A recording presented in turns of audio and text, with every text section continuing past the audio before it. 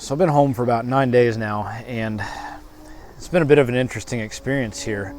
The way I've changed, the way I've grown, the resilience I've built, and how easily it feels like I've overcome alcohol when I'm there, but yet, I mean, there's no chance of me drinking here, but I've had cravings here I never had there. When I was working in food and beverage, I had to pour alcohol. I served it all day. It never bothered me. Being back here, just something subconscious about the conditioning of this place, the way I dealt with the lack of fulfillment that I was moving towards. So let me tell you just a little bit about my time back here. This is home right here. Real grateful I got to grow up in a really nice middle-class life. You know, we had a big home out in Kansas, nothing fancy, literally in the centermost city in all of the United States. So things like oceans and palm trees, not something that I knew. Those were basically things from the movies. You know, California is about a fantasy as much as a reality until recently. I mean, I have actually visited. Let's see if we can get out of this fence here. Oh, there we go. Come on. Let me out. All right. So we're going to take a little walk here while there's still some light out. Make sure the dog doesn't get loose. I'll probably cut all this out because holy cow. Come on, Vince. Okay, I had to have a little fight with the gate there and made it work. So we'll take a walk while there's still a little bit of daylight out here. We'll head south. So this is the block I grew up on. We moved out here, built this house in '88, summer I turned 6. That's just the side of the house, obviously. You saw a little bit of the back. Definitely a lot different than when I grew up out here. You know, when the family built this place, this was on the far edge of town. We'd walk right across the road to sawed on Christmas trees. There were silos. This was a 2-lane road out here. Now it's the biggest high school in the state. I think it's still the biggest high school in the state. Road's busy and loud.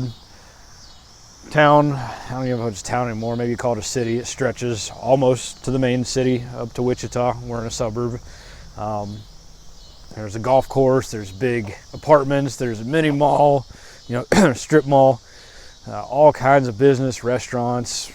It's not the same as we grew up, and I'm hoping my parents find a place that suits their needs a little bit better. They don't need a 2-level 5-bedroom house with a big old corner lot in their 70s to maintain. So, you know, I'm a little curious. Guys, tell me a little bit about your experiences with your hometown.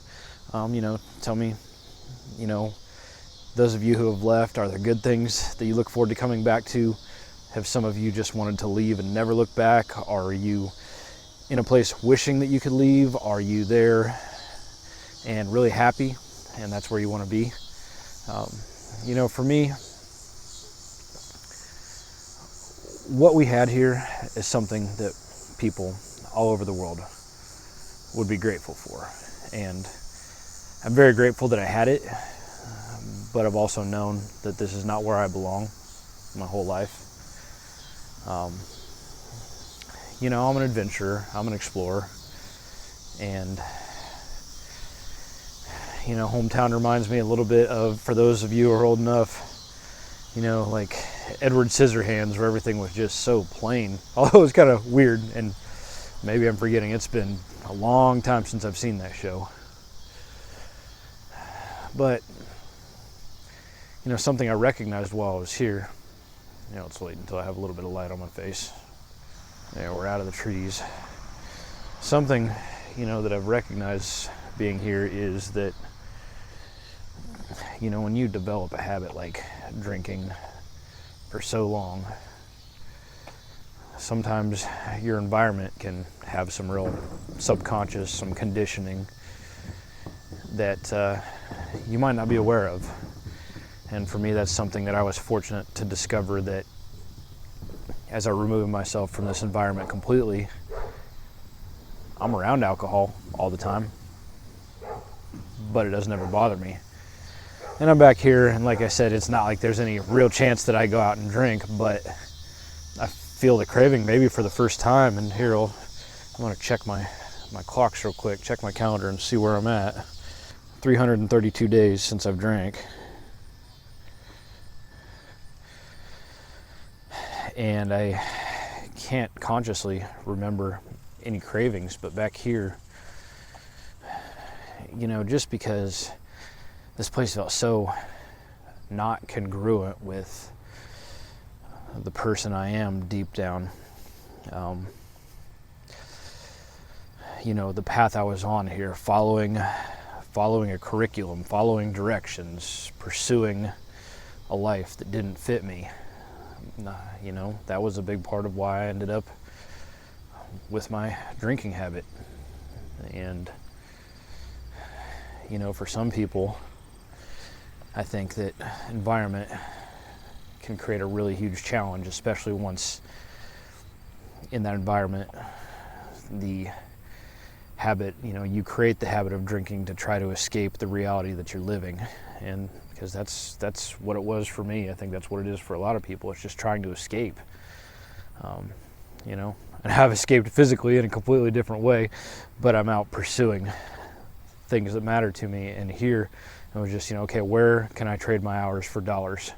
How can I own stuff? How can I trade my time for currency and trade my currency for stuff to try to fill the void? And I know that for me, so I keep scratching bugs off my face here, you know, there is something more and something bigger out there, and I'm still trying to figure it out, but I'm on the path now, you know, helping inspire people to get sober and get fit, to find the most truest versions of themselves. And I still feel like, you know, a lot of this will have to do with people bouncing back from breakups, from divorce, from loss of a job, loss of their identity, you know, career, investments, a mortgage. And I still think that the people that I can relate to the most are going to be, you know, men who have been through it, divorced men especially. So we'll see how this develops over time. Maybe my message is a little bit wider, but, you know, I want to speak to the people who, and help inspire the people who are maybe lost, who need to bounce back, who need to get away from that habit of drinking or drugs or vices or whatever they're using to try to escape the reality that they're existing in, but it's not what they feel in their heart is where they're supposed to be. So, you know, I am on my way back here pretty soon. I've done some client work here. I've got another video that showed a little bit about that. And I'm, in my mind, I'm about 6 or 7 weeks away from the end of my time out on the West Coast for a short amount of time. Now, a lot of really amazing things have happened as a result of that. For those of you that have followed, you know, and like I mentioned, I am now 100% sober, off alcohol, closing in on 90 days, no weed. I didn't even know I wanted to stop smoking weed. I'm still not 100% sure that that's the right path, but it's the path I'm on here, you know, developing the best version of myself, inspiring others to do the same, leading by example. And, you know, at this moment, it seems like cannabis doesn't belong on that path. So, you know, who knows? Maybe I'll come back and I'll reassess in a year, but some really cool things have fallen into place. I've mentioned buying some land. I was looking at some spots in California. That's not the right path for me. I found my perfect spot. And if you guys look back at my videos 8 or 9 years ago, I made a little kind of a film about what is, I believe, my favorite place, my favorite single spot in the world that I've been to. And that's a hot springs out in Colorado. And I've got myself a piece of land right out there that I'm probably going to pick up right by the hot springs.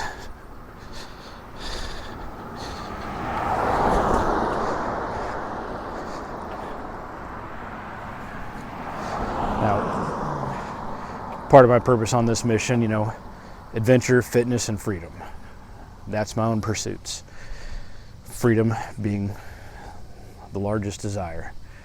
And this place has no covenants other than I have to have at least 150 square feet so I can have a tiny home. Almost no rules whatsoever. I'm going to be able to pay cash for this. I might work with the family just so I can have some a little bit of savings to coast on, because my freelance is really up in the air, and I want to make sure I don't get myself in a situation where I'm stuck waiting tables for $2 an hour in Kansas trying to figure out how to escape again, which is an actual possibility here. But you know, the resilience I've developed throughout this wild path. You know what? We're going to keep walking this way so you can see my face. There's a little bit of light coming over there. But the resilience and self-belief that I've developed are, you know, something that I know I can just keep moving forward. If I come back here, the bottom falls out with the freelance, yeah, I'll probably just head right back to the West. I'll probably head back out to California and wait tables for a little while longer. YouTube's making money. I've got a fallback. Let's say that I ended up in a situation where I needed to provide a reliable, good income. I don't have a family. I don't have a kid. I'm celibate. I'm not messing around. But let's say that I got married and had a kid all of a sudden and needed to support it all. I've got a business that I ran in the past that I can make a lot of money, live a pretty good life doing, live a far better life than most of the people I know. But it's not the path that I'm supposed to be on. And I'm not just going to shrug my shoulders and say, okay, well, I found the thing that works. I found the thing that'll make me more money than most. I'm just going to go ahead and do that with my life, because I don't need to right now. So, you know, if things don't work out, I know that I've developed the self-belief and the resilience, and I can do what it takes to make whatever I have to make happen. And I had it all in me before this, but now I just fully know I can go out and do, you know, take the actions, whatever awkward or discomfort it might be. I can go out to whatever environment I choose, and I can get myself working immediately in food service. Out on the West Coast and in a lot of states, you get paid really good for tipped food service. In Kansas, you do not. It's terrible. It's not something I want to do. I've got a degree. I've owned businesses. I think you can tell I've got a whole lot more to offer the world than handing people stuff. But, you know, we all got to do what we got to do to make things happen. And most people don't just go out and do that thing they were called to without really paying their dues and having to work and doing jobs they don't like. And, you know, that's just life. So one of the big things that's come out of all this is that true self-belief. You know, I've gotten myself in really great shape and continue to improve and evolve, and that's going to be in multiple phases after this. You know, I'm still shredding off a little more fat, and then we're going to start throwing on some more muscle. And then we focus on leaning down and then bulking up and leaning down and bulking up. And, you know, that's just kind of the way this works. A little bit of this, a little bit of that. But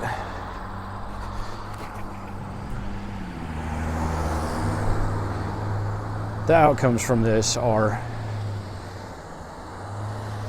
I'm sober, I've defined my purpose, I've developed self-belief, I've found my direction for life, where I'm going to buy land, how I can do that with little to no debt and not be stuck for 30 years paying on a mortgage. Things are getting really weird in the world right now, and owning land outright with water. My land has water on it already. Supreme Court has, the towns there have taken the Front Range, the big cities, Denver and Colorado Springs, to Supreme Court and won to keep their hands off of our water up in the area I'm at in the mountains. So that's a really important thing for living a self-sustaining off-grid life. Oh man, this video is not going to get a whole lot of views because it's too dark to see me. Oh well, it is what it is. I wanted to give you guys an update here. I'll be heading home pretty soon. Home, it's funny. Home. I am home, but I'm going home. It's an odd feeling, right? Like, I'm getting a little bit homesick for the West Coast. But I'm also concerned for family health here. So, you know, life comes to us in a bunch of different phases. And one of the most important things I've learned through all this is definitely not to be focused on the outcome that you want. Don't be anxious about making the money, about getting the certain physique, about getting the job title, owning the home. It's just about developing yourself, being the best version of that person, being someone that you can be proud of every single day, never going back on your word to yourself.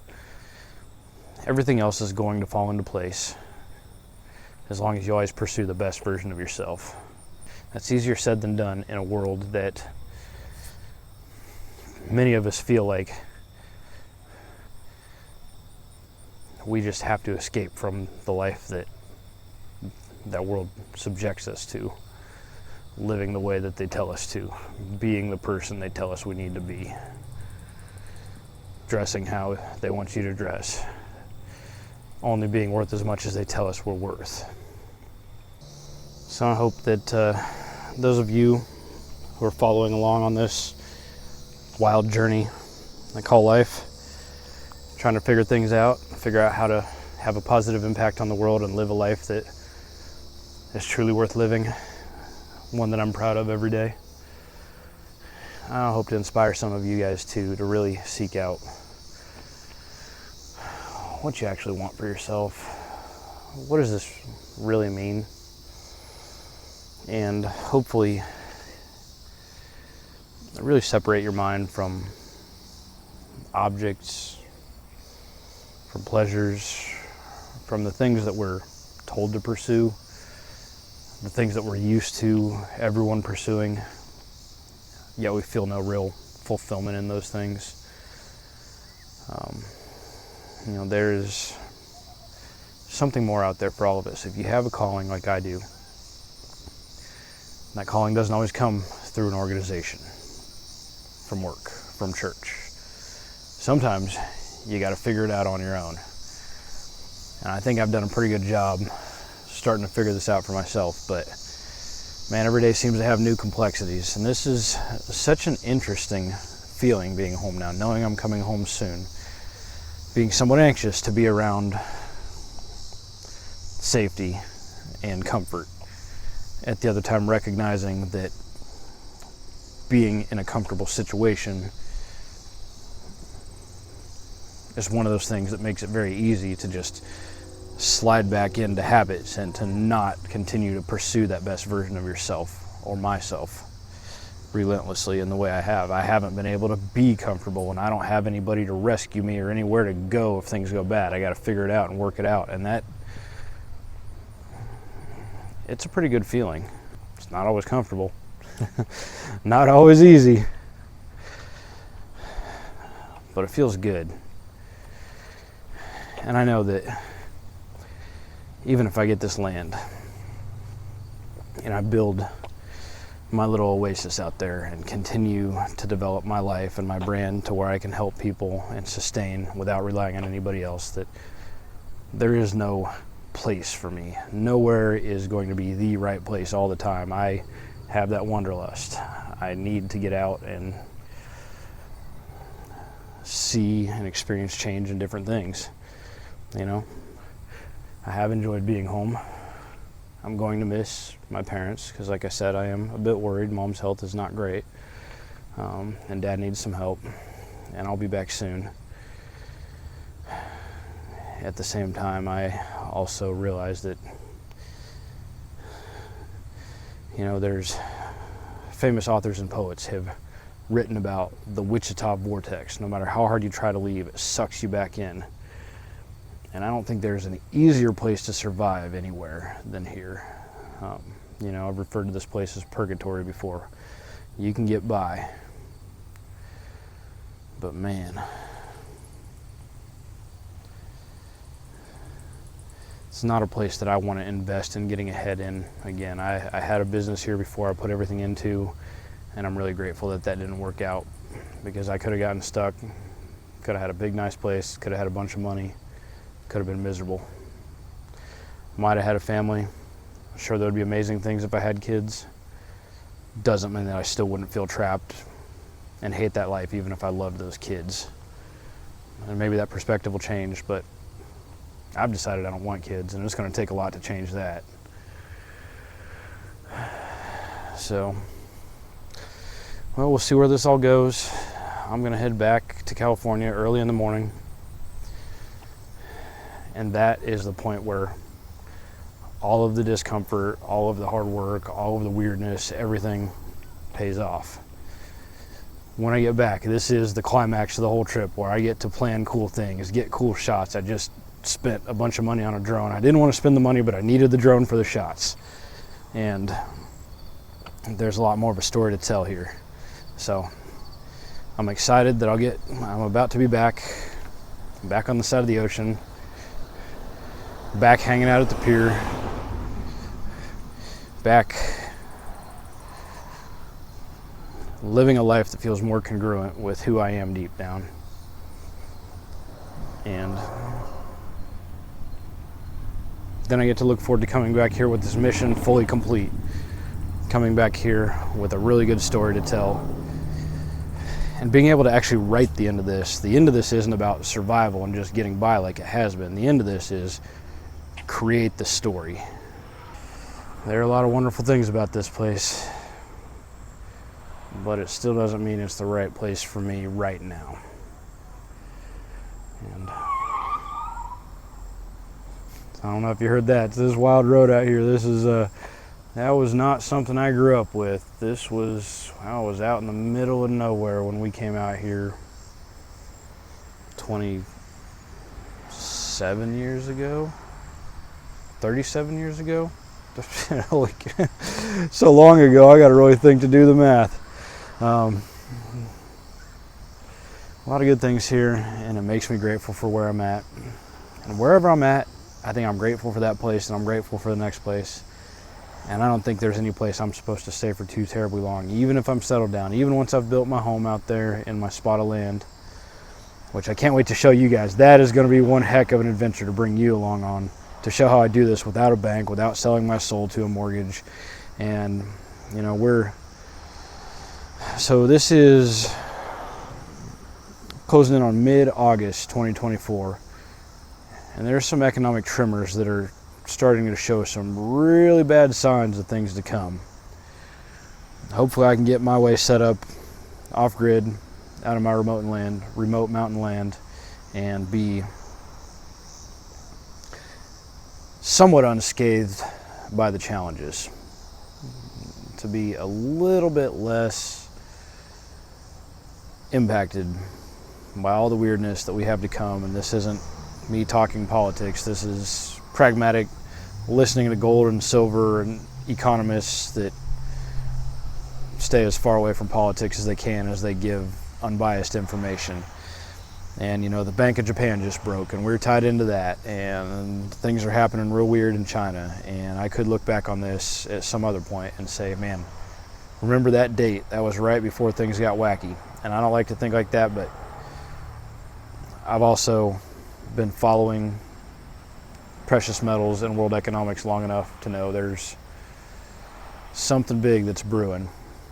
And I'm sure trying to find my way away from it. And maybe those who do lock in a mortgage now, even as prices have substantially increased over the last 4 or 5 years, maybe they'll shelter a bunch of their wealth from inflation by locking in a mortgage now. But me, I'm going to pay cash and build a place with my hands. That's part of my dream in this self-reliance and pursuit of freedom. You guys, thanks for coming along with me and hanging out and watching this little vlog in the dark. I'll get some more footage on the flight home. Who knows, maybe I'll make this a separate video just because it's it's a little dark. Love you guys. Thanks for coming along on the journey. Be safe.